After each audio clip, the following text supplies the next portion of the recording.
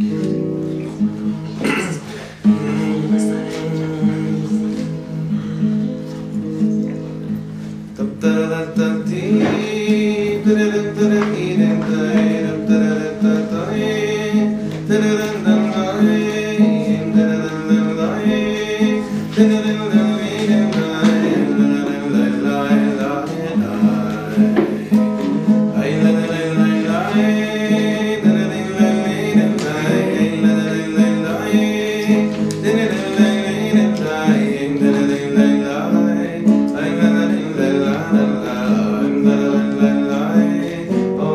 yeah, yeah.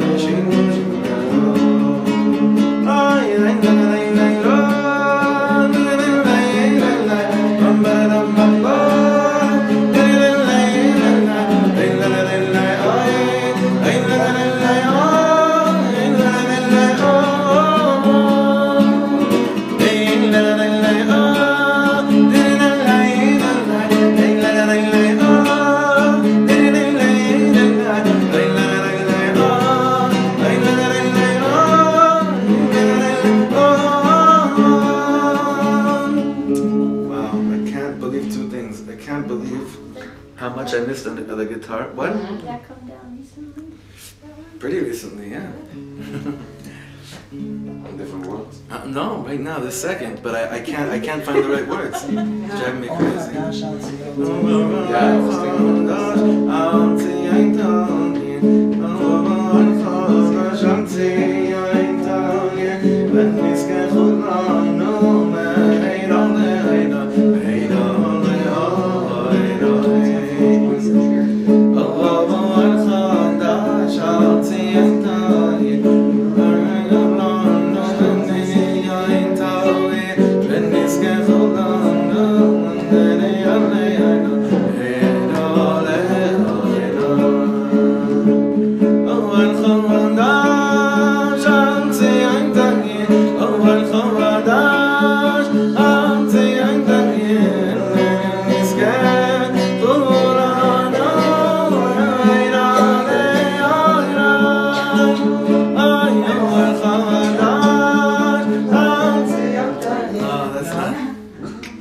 I can't explain why it's not. It's just a knetch that's not. I'll keep trying. Keep on trying.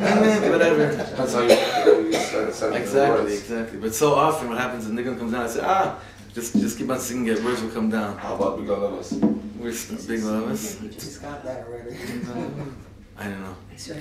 Okay, we'll have it. It's recorded, and it's recorded, so we're good. Let's sing one more time. Wow. Thanks everyone. Thanks for your patience. One more time.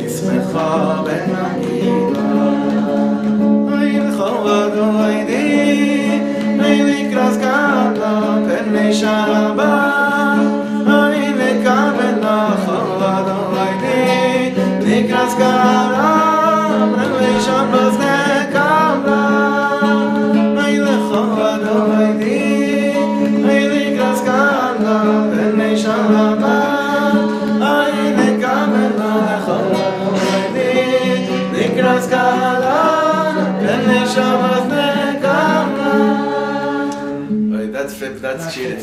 That's cheating. I'll tell you why it's cheating. We know after a few years we realize every nigun like that works the lechadodi. Every single nigun. But what? And to Adon Olam. And to Adon Olam. Adon Olam.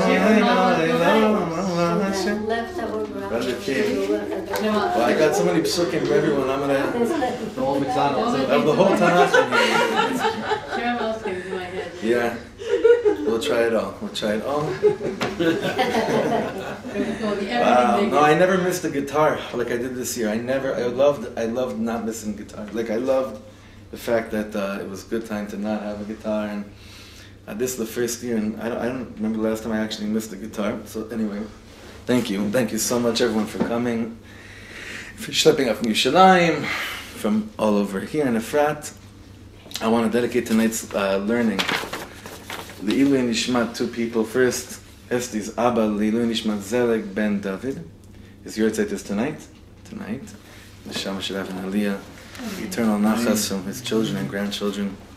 And he has great grandchildren. Yeah, first year is a great, right? No, not first year actually. Oh, she already has before? Yofi. Okay, beautiful. It's great grandchildren. I also want to continue this month's learning. We started last night in Yerushalayim. A dear friend of mine, I know for many years, who left the world this week, up in Tzfat. His name was Yaakov Yisrael Shlema ben Avram Avinu. His neshama shel have an aliyah, and rest in peace. Mamish, just rest in peace. I also want to do the shir le'rifua Shlema of Yehudit Rivka bat Fega, and for Natan Daniel ben Malka, and for the continued rifua Shlema of Binyamin Nachman Mordechai ben Ilana. Tonight we have a very, very special shir. Parshat Bechukotai is my favorite parsha. It became my favorite parsha about 4 years ago for a number of reasons, which even though we've touched upon them in recent years, just because we touched upon them doesn't mean that chas v'sholom we could repeat maybe a vort or two that we heard in recent years. It's a very important thing. And we have a beautiful Shabbos morning shir before shul at 8:30. Rabbi Moshe Rothschild gives a wonderful half hour in English of Tzfat Emet, and the Tzfat Emet and the Ger Rebbe, and it's so great. It's just a few of us before davening, and he shows us how really the Tzfat Emet started really saying Torahs that are recorded in Tzfat Emet from approximately the age I think of 22, 23, until his 50s, early 50s. I think he died relatively young. But he keeps on going over the same type of vort that he begins with and then develops it and grows with it. So I feel so too with us, certain vorts that we've heard over the years, even though we might have heard it a few years ago, I know that you have no idea how much you're not in the same place as you were a few years ago. So the Torah that you learn is also coming from means it resonates differently, it sounds different. So again, there's so many different reasons why this parsha has become my favorite parsha. I think it's a combination of the fact that we're saying goodbye to Sefer Vayikra, and that we're about to say hello to Sefer Bamidbar, which on its own is just, we could speak about the whole difference of this transition between the parsha of the Sefer of Avoda, of work, Beis HaMikdash, Korbanos, work, transitioning into Sefer Bamidbar. And what did Rabbi Shlomo call Bamidbar? The book of mistakes. En Adam Omed al Divrei Torah Ela Im Ken Nechshal Bahem. I was having a talk today in the studio with someone about this. There's two types of learning. There's two ways of learning things in the world. One is that I learn something and I do it, and each year I do it better. That's one way of learning. The other way is kind of more familiar to us, just a little bit more familiar to us. The Gemara says, En Adam Omed al Divrei Torah. A person only acquires, he stands on words of Torah, meaning that the words of Torah that he learns are his through what? Ela im ken Nechshal b'hem. The only way to learn it is by falling on your face 5 million times.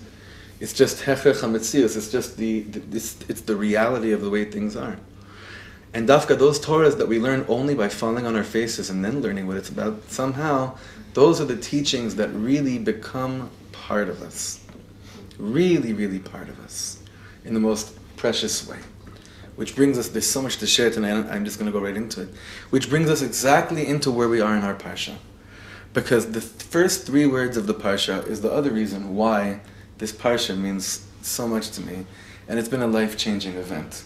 Many, many years ago it started, and it's just been growing with this theme, which I'm sure you all agree with me about.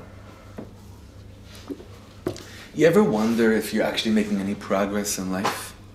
Or do you sometimes think, unfortunately, sadly enough, that as much as it seems that there's progress, it's like my good friend Laser told me once, he says, Facebook has an incredible way of making very small people, making them seem like they're doing very big things. It's a great word, it's a great line. Social media has a way of making people seem to be that they're walking somewhere in life, doing things, all based on the amount of likes that you have, or whatever views, whatever it is. But you ever stop and wonder, am I actually, is there any growth? Am I walking at all? And at a certain point we stop and we're like, wow, we just feel like everything's just walking in, it's just igulim, we're just walking in circles. Maybe they're holy circles, but they're still circles. They're not walking anywhere. I'm not growing. There's no aliyah. There's no going up. I have so many friends that they did the right things by getting married to the right girl and doing all the right things, but they have this crisis early on in life where they realize it's a gift that they see. I don't feel like I've actually gone anywhere. I just did some right things, but I don't feel like I'm going anywhere. So, how do you know? This is a great question. How do you know if you're actually going anywhere? How do you know if you're growing at all? How do you know if you're walking anywhere? And how do you know if you're just standing still in the same spot? Great question. Important question. So our parsha opens up with 3 words which will answer that question. How do you know if you're going anywhere in life? How do you know if you've grown? How do you know if you're standing still? What's the test? How do you know? 3 words. Im Bechukotai telecho. The simple pshat of those 3 words are Im Bechukotai telecho, if you walk in my commandments.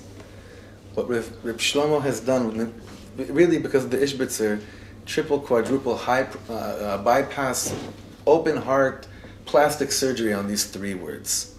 Im Bechukotai telecho. We've learned already that that's just the pshat, but the remez, drash, and sod on the first 3 words of this parsha will not only the answer, am I walking anywhere, but it'll be the answer to almost every question we have about our spiritual journeys in life. This parsha is filled with sodot, with secrets. This parsha almost always comes out right around Lag BaOmer, Rabbi Shimon Bar Yochai's Yortzeit. And it's not stam. I learned from Rav Ginsburg this year that this is also the 33rd parsha in the Torah. Not so simple, right?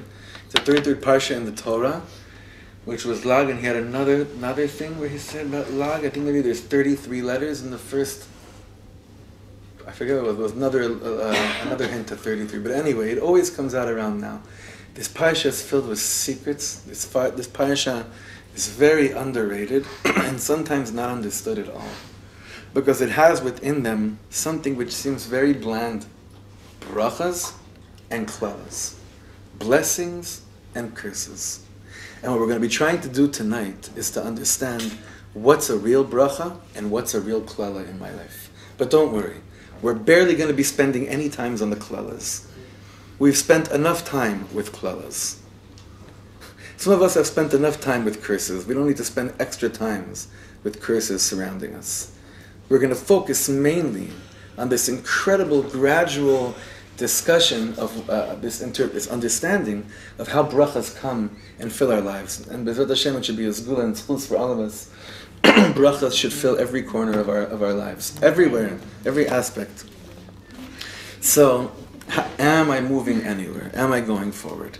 So listen how the Ishbitzer says this, and this is very important, and if you have a notebook, you should really make this, those of you learning online, write it out for you so you see what it is. The word im in Hebrew means if. Bechukotai in literal Hebrew means in my laws, in my chukim. Telechu means walking. So the Ishbitzer already explains the name of the Midrash, that when God says im, if, when you translate it into English, he doesn't say this, obviously, the Ishbitzer, but we understand it like this. If you translate the word im into English, you add another word after the word if. Does anyone remember what that other word you have to put on after the word if when it comes to God's im? If only. When you say to someone, if only, what are you saying to them? Please. The Midrash says, Ein im ela lishon tachanunim. God is saying, if only. It's God opens up this parsha with a prayer. If only. And you hear that word often when it comes to people that really want you to grasp something. People really want you to attain something, to acquire something. If only you could just, right? That's where we're at. Ein, the Mashiach bring down the Midrash, Ein im ela l'shem tachanunim. If only it's God's playing to us, it's God's whispering to us. It's Hashem actually praying to us, which is very hard for us to understand. That's why this parsha is really one big secret. But the parsha begins with the word if only. If only what? Here we get to the juice. Bechukotai. The Ishbitzer says the word chukim comes from the word chakuk, which means carved. We've learned this last year, we learned it 2 years ago, and we learned this 3 years ago as well. We began learning this in 2012, this concept of, is God, how much is the Ribono Shel Olam part of your life? Is he like a person that's sometimes hanging out and sometimes not? Or is he carved into your being? And what does that mean? How do you know if Hashem is carved into your being? Let's make it clear. Let's make something very, very clear. There are all these different levels of observance. Every year, there's another label for another level of observance. Dati light, Dati zero, because there was Diet Cola, now there's zero Cola zero. All these different levels of Dati and not Dati. The bottom line is, no matter where you're holding, is the Ribono Shel Olam carved into you? What does it mean that it's carved into you? What else is carved into you? Think about this. What's carved into you? Huh? Breaking enough. What's carved? Okay, but that's for men. I'm talking about more on a not a literal level. I'm saying for any of us, what in your life is carved into you? What's carved into you? What's part of you that everything you do, it's part of your life? Being a mother. Being a mother, Bezrat, hopefully, Bezrat Hashem. Bezrat Hashem. You know how many things are carved into you that you're not even aware? We've done this before. Thank you. How many of you have ever had the experience of realizing that which has kept you alive for the last God knows how long has nothing to do with your consciousness? What does that mean? How many of you have been aware of your breath since you walked into this room? This happens all the time. Your breath, that which keeps you alive. Without that, there's nothing. It's carved into your subconscious, because without breathing, you wouldn't be able to function. I'll try a couple of weeks of pneumonia. You know what the goal of life is? To realize what you'd realize through pneumonia without pneumonia. Just like yesterday I was sitting at the Shiva, and my friend was saying about his brother, he was saying, it's amazing when someone dies, it's like you don't forget about all the hard stuff and bad stuff that you might have had with the person. But it almost seems like when it comes to a memory, that's not what's left behind. So he was saying, he's like, why does it have to be that death causes you to have a memory and a hasaga, a grasp of a person that's more or less positive? But we can't do that with life. I had it yesterday with the wedding. You had that moment. No, there are moments. Unity was unbelievable. I saw some footage from Sfardim, Ashkenaz, Hasidim, Litvaks, everybody. It's not some devout footage. No, there aren't. Listen, they're not saying there aren't. No, there are definitely moments. But what does it mean that God is carved into you? If God is carved into you, then you're busy all day chilling with Hashem, hanging out with God all day long. It's not about having religion, like what we call frum attacks, which make us connect to Yiddishkeit. It's that the mitziyut, it's that the concept of Hashem is not it's not a three, like I'm a man, it's not 3 times a day when I go to shul. And it's not only when I open up a sefer. It's when every interaction with every person and every being, including myself, is the Ribbono Shel Olam, that God's word is carved into me. Rabbi Shlomo took it a step further, and he said, how do you really know? What's the test to see if God is carved into you? If you're capable of belittling any person in the world, the Ribbono Shel Olam is not carved in you. He's hanging around you, but he's not carved into you. Because if God, if Bechukotai, if the Torah, if Hashem is carved into you, it's something else. In fact, I feel like I'm doing it disjustice by even trying to explain what it means. Because it's not something that I can give over. I myself barely taste it. Halavai should be zocher to taste it more and more. All of us. So Rabbi Shlomo says, and the Ishbitzers say, Im Bechukotai, if only you would carve me into you, it would be considered that you are actually what? The third word. Teilechu. That's considered walking. That's considered growing. That's considered moving. That's considered having a kivun, moving towards a certain direction. If only you would take me, my concept of me, who I am to you, and carve it into you. Now we can dedicate, now it's like a very interesting, we can go 2 ways. We can continue speaking only about this whole shir, about the chukotai, the chukim, coming from the word chakuk, that they're carved into you. But we've done that for the last 3 years, and I'll send out previous years' learning to deepen this concept and this notion of understanding what it means that something's carved into you. And you should take it home as a prayer, even before you look anywhere else inside, and just ask yourself, what else is your husband carved into you? How much are your children really carved into you? How much of who you are is carved into you? Like, who do I hang out with most of the day? When I'm alone or when I'm with people. What's in me? What's mamish engraved in me? What's literally engraved in me? How much is Yerushalayim carved into you? How much is Eretz? We live between the Mikdash and Hebron. We live between Avram Avinu and the Beis HaMikdash. How much of that is carved into us? It's crazy. It's an amazing thing. But what does that have to do with my daily life? What about my day has to do with the fact that I live between these 2 places? And this, obviously, I'm speaking about those of us that are living here, right? But this is for all of us. This inyan of carving. That's one thing. But I want to continue this mahalach of if things are carved into you, into something that I learned from my Rebbe, Rabbi Moshe Weinberger. Rav Weinberger said something amazing, like he always does. And he said an amazing thing. He said that he recently, when he was giving a shir, he discovered, this based on this parsha, a great, tremendous chidush. You want to hear a great chidush? It's 4 words. It's based on this parsha. But it's like one of the most far out chidushim you'll ever hear. It's 4 words. You ready? Everyone's ready. Suspense. The 4 words are, life can be good. What? It's a chiddush. Life can be good.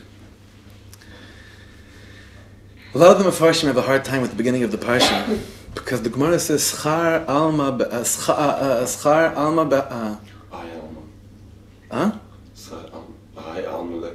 b'hai alma leika. Thank you. Reward b'hai alma in this world leika. There isn't. And yet, what do we see in the beginning of our parsha? That im bechukotai teilechu, if you walk, if you have me carved into you, it's considered walking. Then what happens? All these beautiful things start happening to you. And everyone's wondering, but if we know that this world isn't about reward, then how could the Ribbono Shel Olam tell us, by the way, if you do this, you get to do, I'll give you that? How does it fit? And plus, we always downplay, and whenever we learn, we go deep, we always downplay the pagan bank account God-man relationship, right? We always downplay that. So we're always saying, are you serving God in order to get something? We took it even further. Do you pray to Hashem to have your prayers answered? How shallow is that? Right? It's got to be so much. That's okay when you go to a bank teller and you need some money and they give it to you, and it works. Be happy. But with Ribbono Shel Olam, that's what we always downplay, that whole notion. Im bechukotai telechu ve'et mitzvotai tishmaru, and then I'll give you this and I'll give you that and I'll give you this. So I want to say, just to start off like this, what we said right now, is that we're not saying if you do this, God will do this. It's much deeper than that. It's that if your consciousness is different, then Mimela, all the things happening around you all the time, all the good, will simply be revealed to you. It's not that if you do this, then good happens, but it's if you take the concept called Hashem and you carve it into you, it's not that new things will start to appear.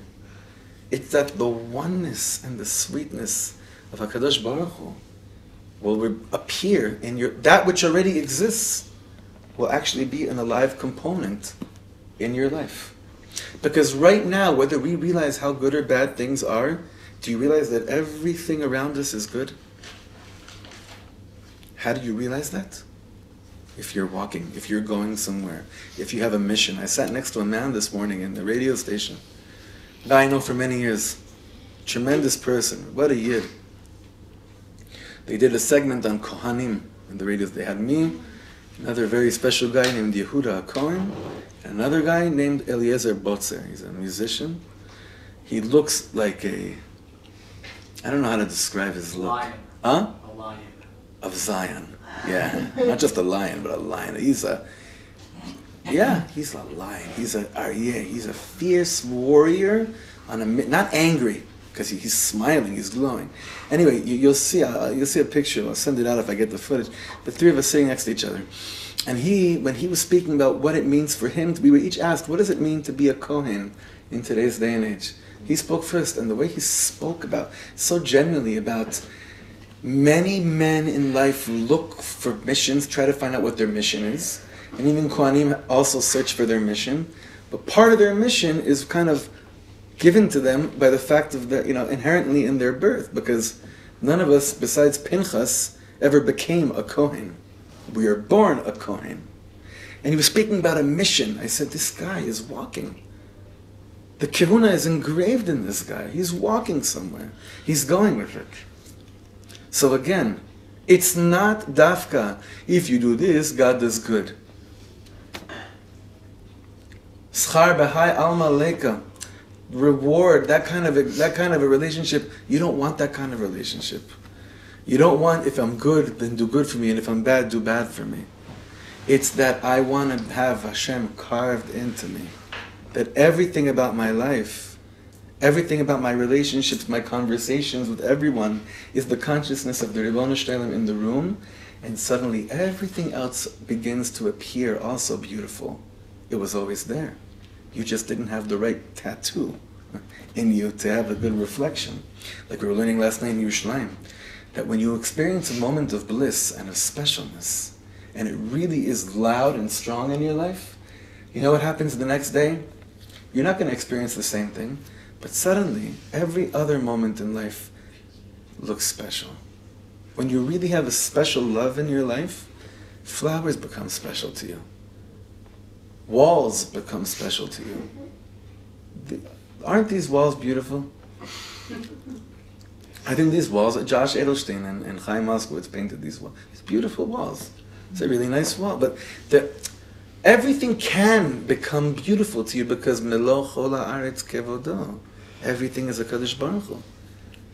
When you hold on to a special moment with your spouse, you can find special moments the rest of your day. It's not that it suddenly appeared out of nowhere. It was always there. But you got the special vision on right now. So now look at what the Ribono Shel Olam tells us in the beginning of our parsha to describe your life once you let Him carve Himself into you. You know what life looks like? The Torah spells it out clearly in the beginning of our parsha. 4 specific things, and they're gradual. One of them is, it says in the beginning of the parsha, right in the beginning, which seems like the most materialistic thing in the world, that's why it just comes to help us with our whole mahalach here, but it can't be just that it's like a bank. It says,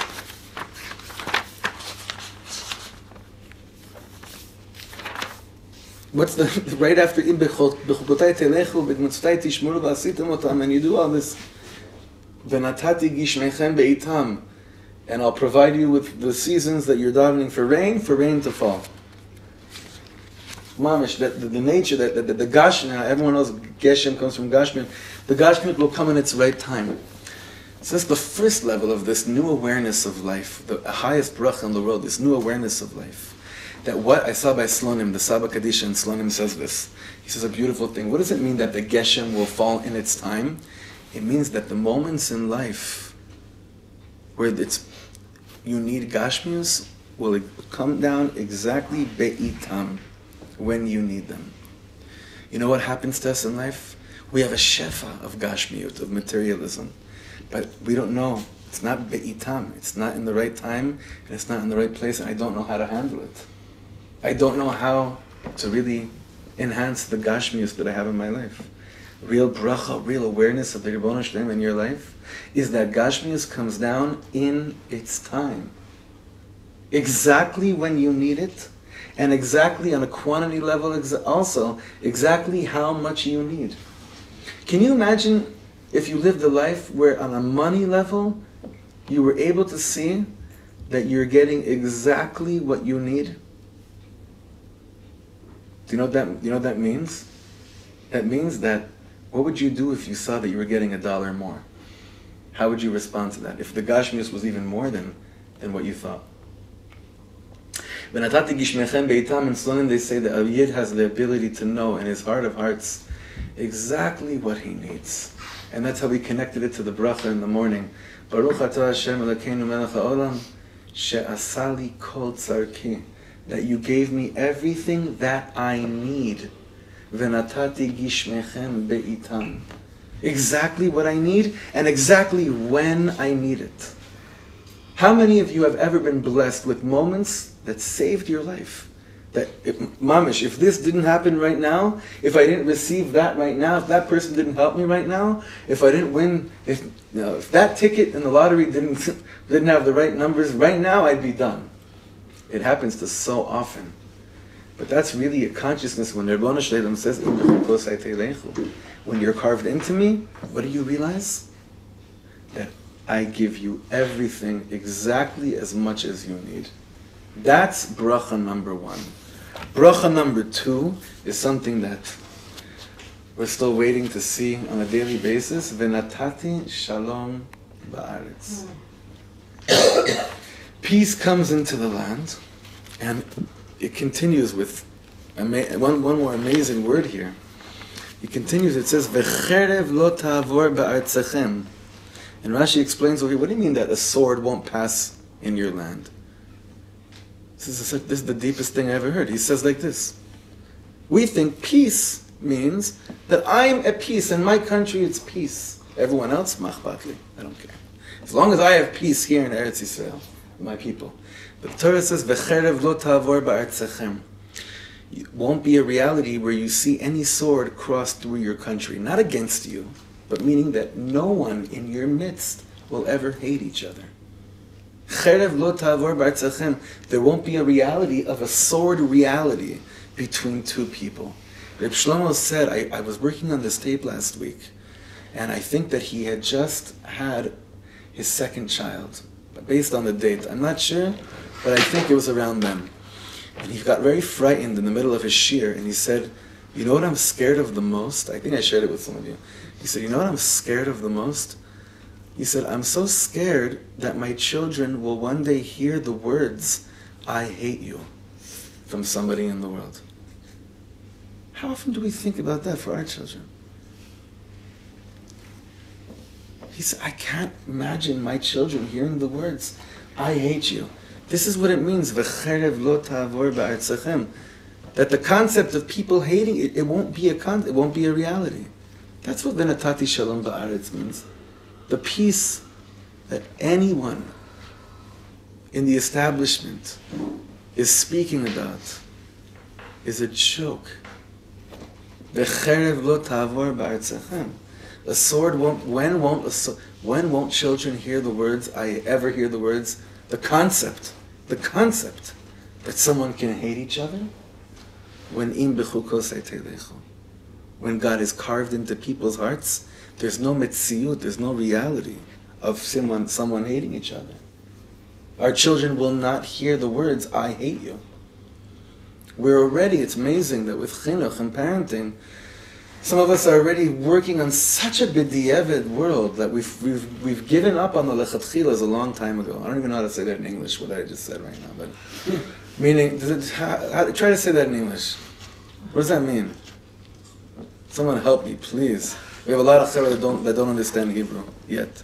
That we're living on a chinuch, the way we're educating our children, we're living on such a b'diavad world that chinuch level, we've given up on the lechatchila reality of children in this world a long time ago.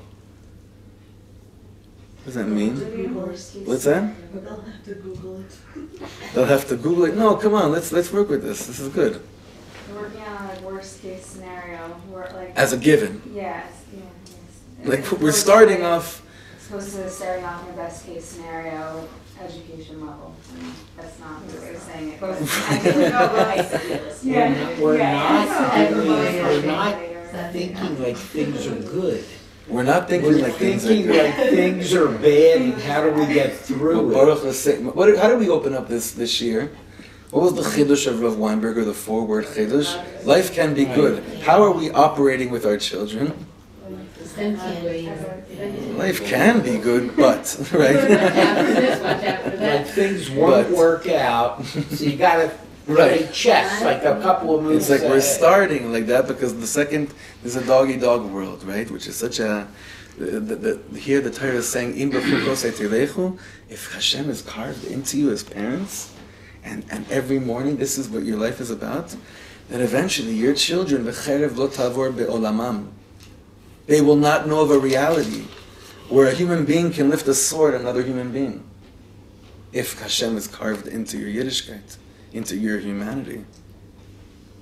And what's the next level? The next level is mind-blowing. The words are just, this parsha every year becomes deeper and deeper. The next level is, this is like a pyramid here, the next level is, v'hithalachti betochechem. And I will walk in you, amongst you. And Rashi says here, what does that mean that God will walk amongst you, in you? He says, etayel imchem began Eden ke'echad mikem. I will walk around Gan Eden with you like one of you. As if I'm just one of you. Velo tiyu mizda'azeim mimeni. And you won't be, mizda'azeh, Avi? Shaken up. Yeah, frightened, terrified from me. Like, you know, if I told you, listen, today, you're going to have someone like a study partner. He's going to be with you all day long. She's going to be with you all day long. And they're going to see everything. They're going to be with you the whole day. Just whatever. Imagine they're not there, but just letting you know that they're going to be with you all day long. Oh, by the way, it's God, right? Everything I'm doing, really? Meaning in shul? No, also in shul. In the kitchen, and on the computer, yeah. Your thoughts on the road. Here, you know the highest, the greatest bliss is. V'hitalachti b'tochachem, I will walk amongst you. You know, it's an amazing thing in the Beis HaMikdash. When you walked around the Beis HaMikdash, you really felt like Hashem was walking around with you in the Beis HaMikdash. Amish, that's what he says right here. So Rashi is saying right here. He says, meaning you'll have yira, but it won't be freaking you out. Like my friend, I miss him so much right now.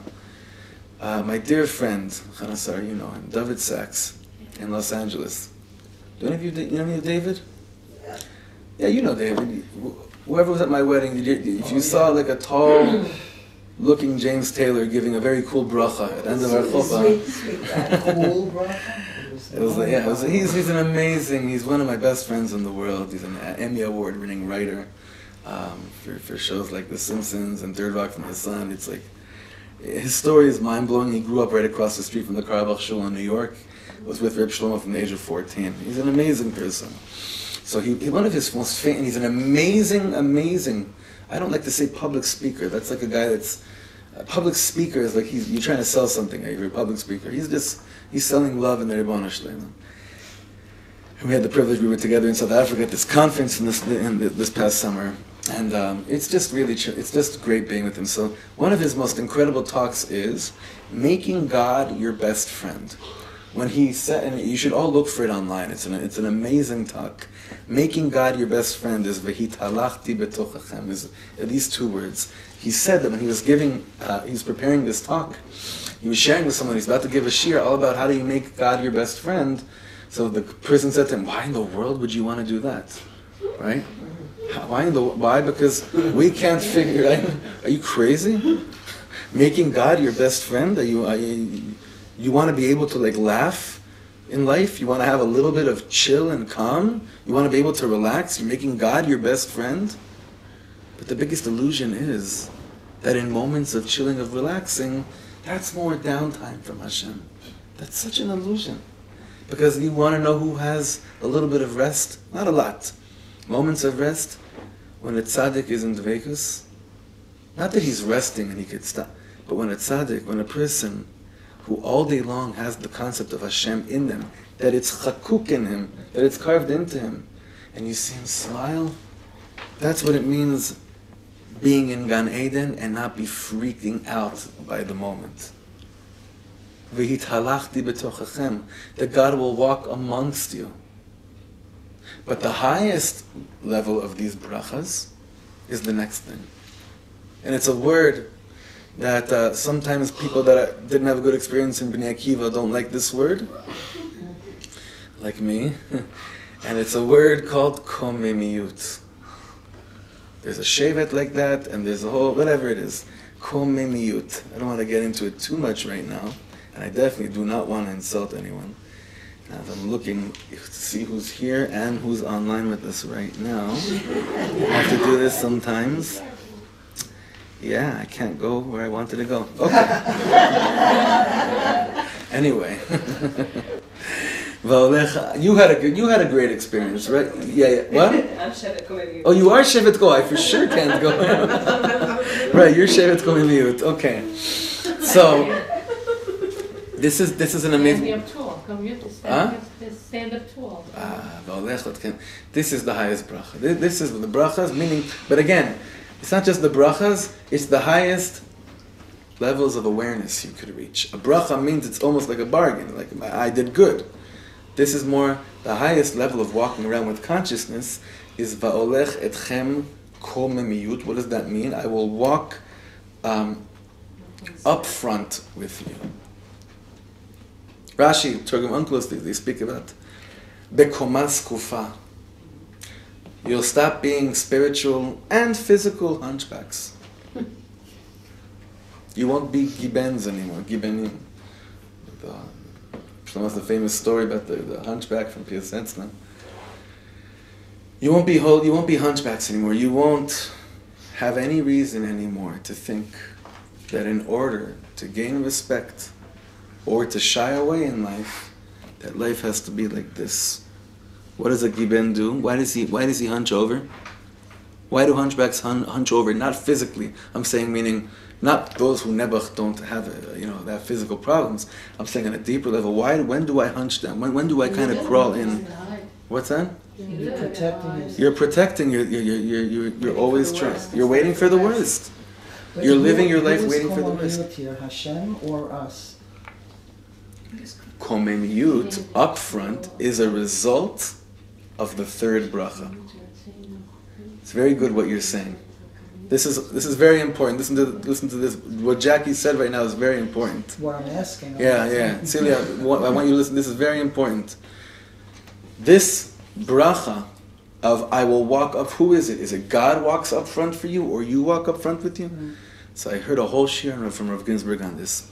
When you have the previous bracha of Vehitalachti betochachem, that God is walking with you, that what's the result? So after that, you walk like this in the world. You know, Rabbi Shlomo used to say that. Why do you say when you bow down and you start off Shmona Esrei? So what would be the proper way to stand before God? If you did Baruch Atah Hashem, and then you stood like this the whole time, right? And then you stood prostrated the whole time like this. Why do we go like this when it comes to Hashem? And this is so special. He says, because the way in this world to bow down with utmost kavod to Hashem is by standing as straight as you can in the name of God. I want you to know, on one of the yortzeits of Reb Shlomo, this is probably 5 years ago, maybe even more, I went in the morning to the area of the kever in Har Menuchot, and it was way before the crowds, because now it gets bigger and bigger every single year.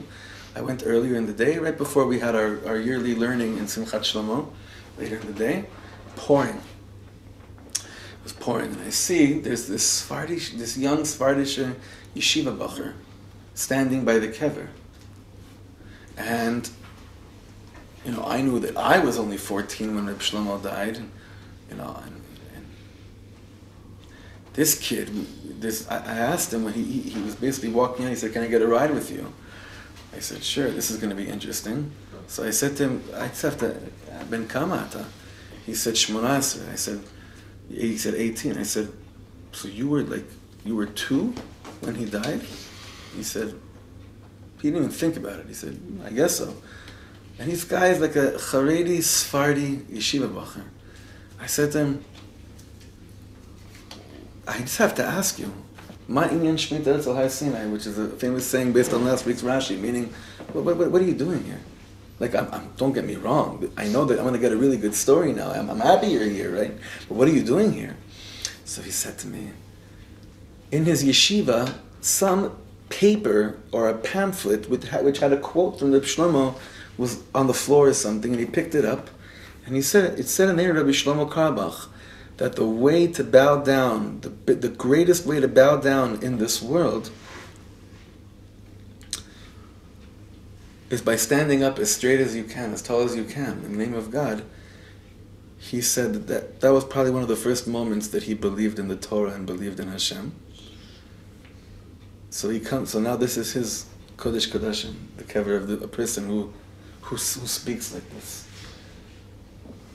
Like Reb Shlomo said in Nishmas, we say, V'chol kaima lefanecha tishtachave. How do people bow down in the world? When you make yourself into a koma, into like a level, it's from the same word of komamiyut, of upright. You see, this is a crazy thing. This is how the parsha goes up, bracha after bracha. I can't believe it's already 9:30. We didn't start yet, but don't worry. I'm not going. But I have to end off with just explaining to you, like I said, touching on the klala for a second, because right now we just explained what life is like when Hashem is carved into you. These 4 levels, what we just spoke about, that's a life of God being carved into you. What happens im lo bechukotai telechu?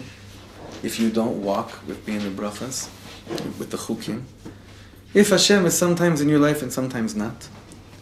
So phrase that keeps on being repetitive in our parsha is Va'alachtem imi or Va'alachti imachem keri. Keri is a very intense word, both Kabbalistically, regular Hebrew, and all its connotations. We're not going to get into all of it right now.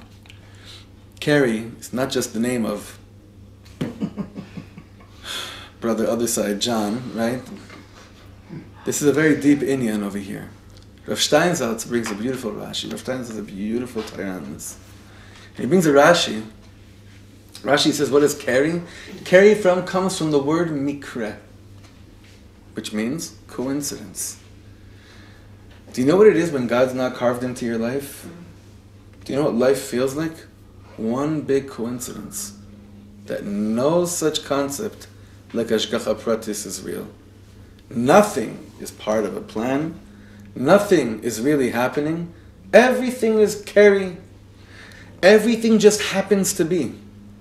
You know what it does to a person? This is the biggest klala ever. If you live a mitziyut, if you live a reality, that everything just happens to be in your life, then one day that person that happens to love you, tomorrow may happen to not love you. That money that you happen to earn today, tomorrow may happen not to be coming your way and may be stolen. That feeling of closeness you had to yourself, of understanding yourself today, just might happen to be that tomorrow you don't recognize yourself in the mirror. A life of carry is the biggest klala in the world. The greatest curse is to live a life that everything just happens to be. Rav Steinsaltz says, in our generation, specifically in the last 60, 70 years, I think maybe he said 50, 60 years, it's the greatest test in the world is, are you living a life of carry with Hashem? Meaning, after everything that's happened in the world, between World War I, World War II, the 6 million, 1948, 1967, 1973, and every other year just about since then, and everything else in your life, can you really afford to live a life of carry? That things are b'mikra? Things just happen to be? Someone that doesn't have Ribbon Shalom chakuk in them, carved into them, carry. It's all just happens to be. It's all just one big mikra. It's not at all like that things add up, that things are part of a bigger picture, that the concept of hashgacha pratit is not a concept, doesn't exist. The fact that someone loves you is a coincidence. The fact that anything meaningful in your life exists is just a coincidence. That's the worst thing in the world, in the whole world. And Rav Steinsaltz continues and he says that V'alachtim imechem keri also means that I never ever learn from anything that Hashem places in front of me. We began the shir by saying, the second level of really learning, Ein Adam Omed al Divrei Torah, Ela Im Ken Nechshal Bahem. You know, for me personally, I'll share with you that the greatest difficulties I have in life is when I see that Hashem places the exact same scenario in front of me that I already learned before, that I got smacked in the face from, and I feel that I'm falling in it again. And Hashem gives me chance after chance to not fall into this false anava, false humility, or whatever else it is, over and over and over again. And I feel like I feel like I'm living in a curse. Rav Steinsaltz says that's what carry also means.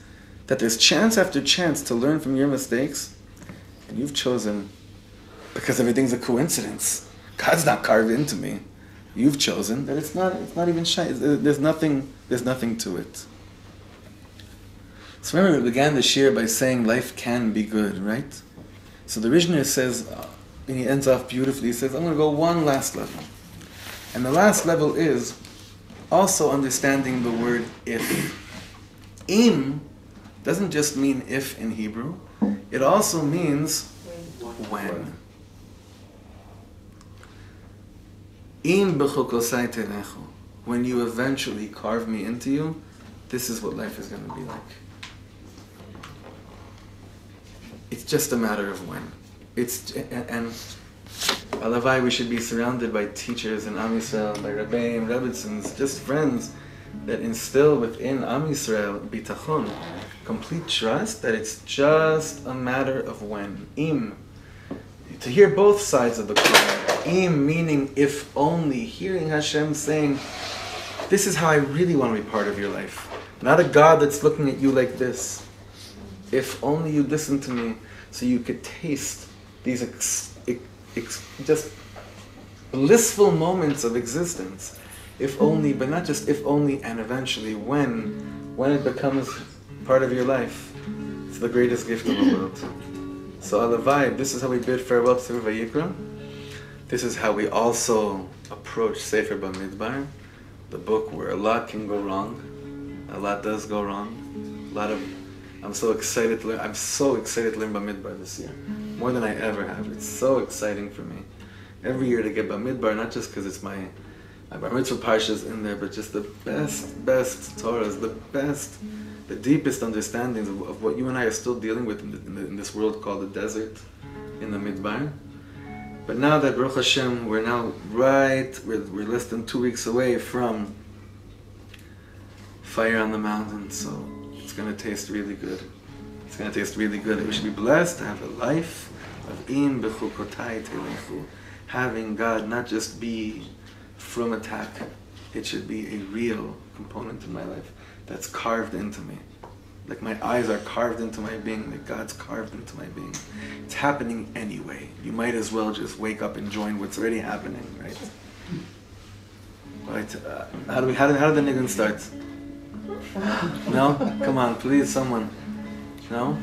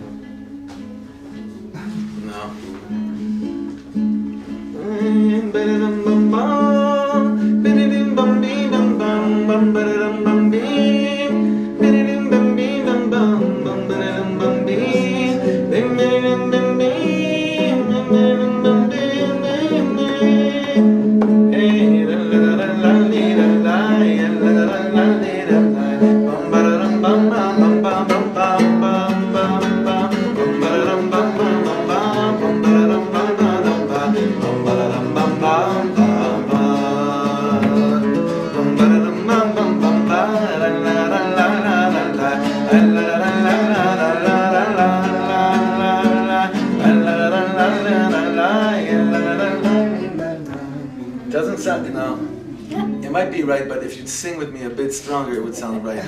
Okay?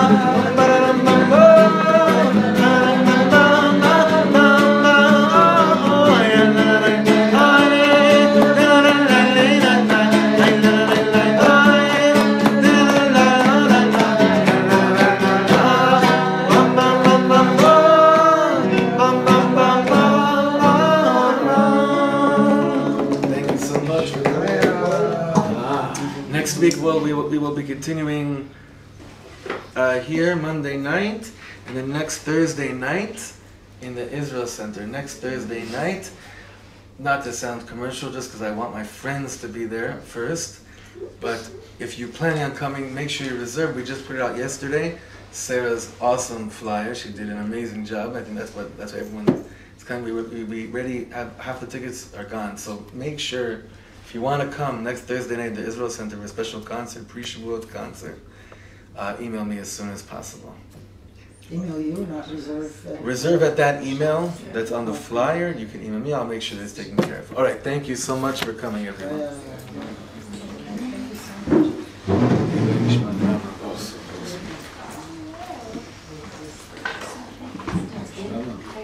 Yes.